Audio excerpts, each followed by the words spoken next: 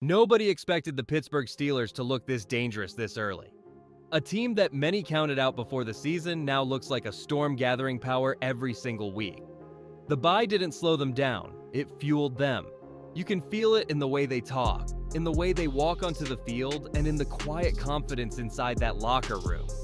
They're not chasing noise anymore. They're building momentum brick by brick.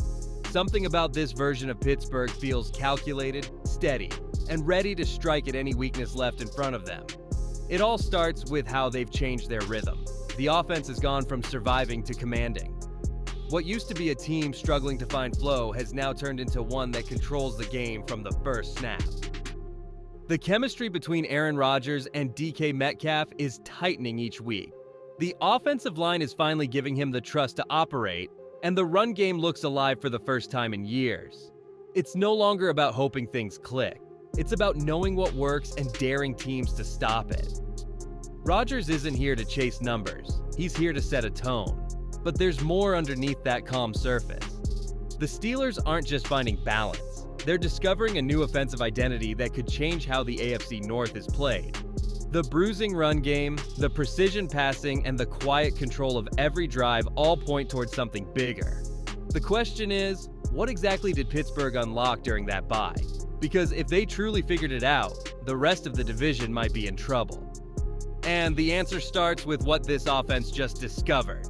But before we jump into that, hit that like and subscribe button for more Steelers and all the NFL content. Let's aim for 200 likes on this video. Nobody is talking enough about the formation that flips the field for the Pittsburgh Steelers.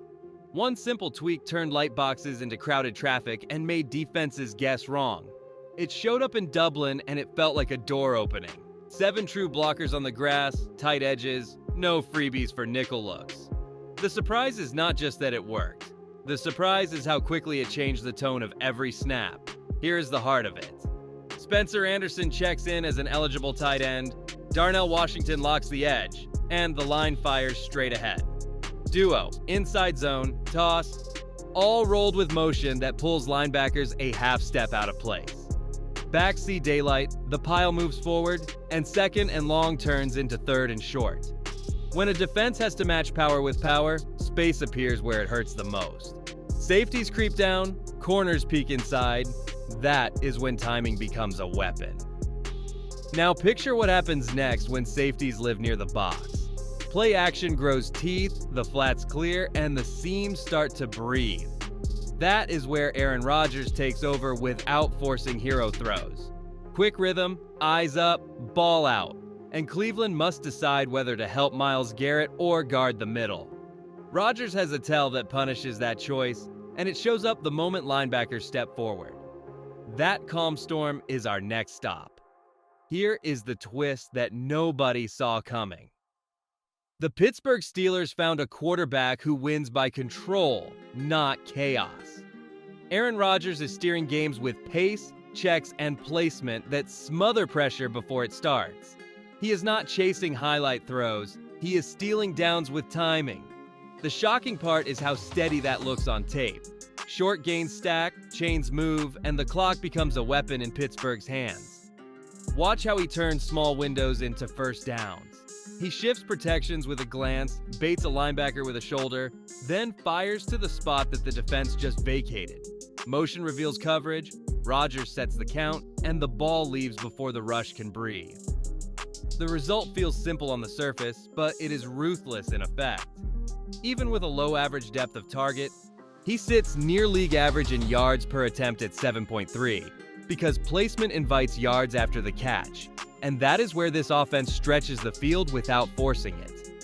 What nobody is talking about is how this style unlocks the middle. Linebackers creep, safeties hesitate, and the center lane opens for the one receiver built to punish that space. DK Metcalf turns inside leverage into a runway when that hesitation hits. Cleveland can try to squeeze those lanes with tight man coverage, but that decision creates a new problem at the snap. The next section shows how Metcalf turns that tiny pause into real damage. There is a reason every defender hesitates when DK Metcalf lines up inside the numbers. The moment Aaron Rodgers turns his shoulders, everything behind the line slows down. Linebackers freeze, safeties shift their eyes, And then Metcalf slices through the middle like a blade through fabric. What looks like a simple slant turns into a chain mover that flips field position and drains the air out of a defense. His chemistry with Rodgers is growing fast, and it's changing the geometry of how teams defend Pittsburgh. The hidden truth is how this attack punishes greed. When a defense sells out to stop the run, Rodgers uses Metcalf as his pressure valve. One fake handoff, one subtle head tilt, and the ball is already gone. Metcalf's power after the catch has become just as lethal as his size before it. That mix of control and violence is redefining what the Steelers' offense looks like. It isn't flashy, it's calculated punishment. Every route feels like a test of discipline, and most defenses fail it by the second quarter. The Cleveland Browns arrive with talent that scares coaches, yet a rhythm that keeps slipping away. Jim Schwartz still unleashes an attacking nickel. Myles Garrett still bends pockets like few players alive, and their corners can smother routes when the rush lands on time. But the shock is how often the flow breaks. A long flight back from London, a tough loss that lingered, and key injuries have turned small cracks into real questions about who they are right now. Kevin Stefanski wants clean play action built from steady ground gains and tight ends that stress the seams. The plan needs timing and trust, especially with a rookie at quarterback in Dillon Gabriel and a rookie tight end in Harold Fannin Jr. growing into larger roles.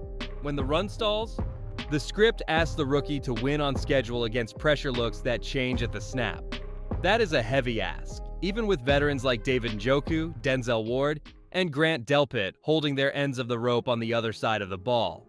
Here is where the matchup tilts.